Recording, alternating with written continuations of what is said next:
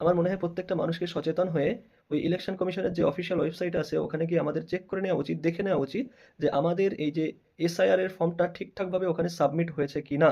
যদি এরকম কোনো প্রবলেম থাকে তাহলে আপনারা দ্রুত আপনাদের বিএলওর সঙ্গে যোগাযোগ করবেন। আর যদি সাবমিট হয়ে যায় তাহলে ঠিক আছে, যদি না হয় তাহলে আপনারা কিন্তু পরে প্রবলেমে পড়তে পারেন। এরকম একটা ভিডিও আমি আমার এই ভিডিও শেষে দিলাম, আপনারা দেখে নেন। তো দেখো, আজকে একটা স্পেশাল কেস দেখাবো তোমাদের। বিএলও অ্যাপসে আমি একটা ভদ্র মহিলার ফর্ম এন্ট্রি করব। তো দেখো এখানে কি হচ্ছে, এসআইআর এর নামে কমিশন কিন্তু কিছু ভোটারের নাম কিন্তু তুলে দিচ্ছে। দেখো আমরা সিম্পলি যে প্রসেস তোমরা জানো, আমি স্ক্যান করব কিভাবে কমিশন কিছু মানুষের কিন্তু ভোটও বাদ যাবে, এটা আমরা বুঝতে পারছি। দেখো এটা হলো মুখী সরেন, আমি নামটাও রিভিল করছি, কোনো ভয়ের কিছু নেই। আমরা সার্চ করব, ইনি যেহেতু 1990, তার নিশ্চয়ই না 2002 ভোট ছিল না, তাই প্রজেনি করতে হবে। আমরা এখানে ক্লিক করবো সিম্পলি, সার্চ বারে যে যাবো। তো এখানে কি আছে, স্টেট আছে ওয়েস্ট বেঙ্গল, তাহলে আমরা ওয়েস্ট বেঙ্গল সিলেক্ট করবো। এটা সবার দেখা উচিত, কারণ এই মুহূর্তে পশ্চিমবঙ্গ সহ সারা ভারতবর্ষ কিন্তু এসআইআর চলছে 12টি রাজ্যে। তো আমি চাইছি এই বিষয়টা সবাই জানুক। বিষয়টা দেখো, অনেকের এই সমস্যাটা হচ্ছে।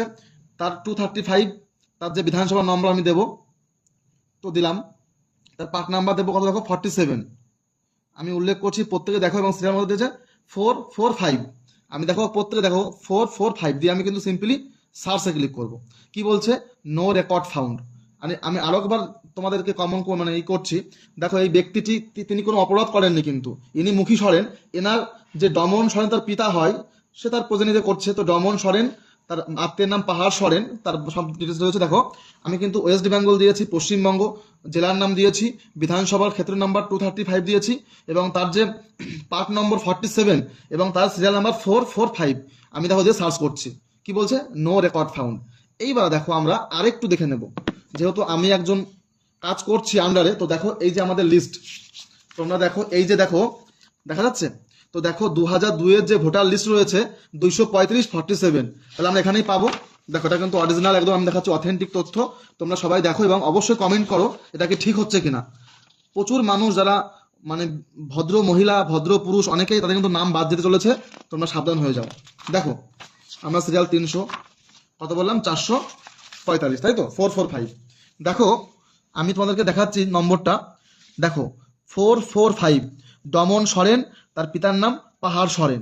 তাহলে নামটা কি রয়েছে তোমরা বলো।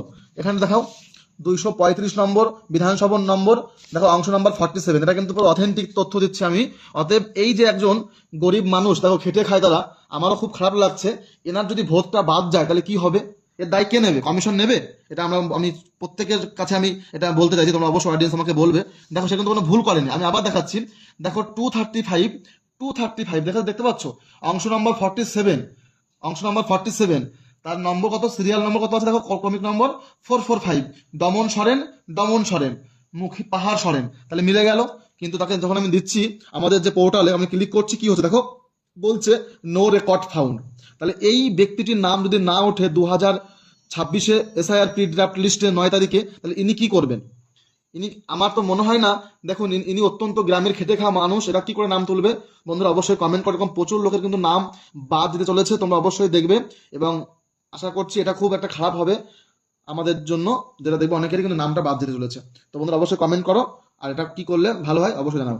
দেখো কত ফর্ম আমার কাজ করছে, এর মধ্যে এরকম বেরোলে খুব অসুবিধা হচ্ছে। তাহলে এটা আমরা ফেলে দিলাম রিজেক্ট ফাইল, ঠিক আছে? কি করবো, কিছু করার নেই, যেহেতু নাম নেই লিস্টে।